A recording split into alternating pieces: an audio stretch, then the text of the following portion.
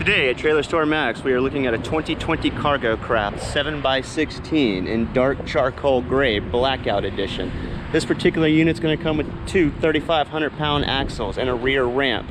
It's going to have a 7-foot interior height, which generally is what you need for most of your side-by-sides, ATVs. This one's going to have a few upgrades. It's going to come with 16-inch centers on the floor and on the walls. It's going to have your spring assist rear ramp.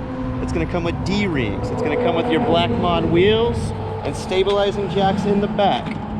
It's going to have your max air roof vent. Also, cargo crafts are going to come with your side door and an RV latch.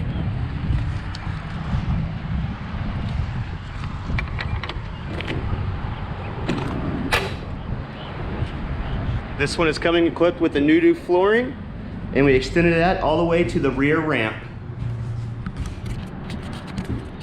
You can see all of our inventory at trailerstoremax.com.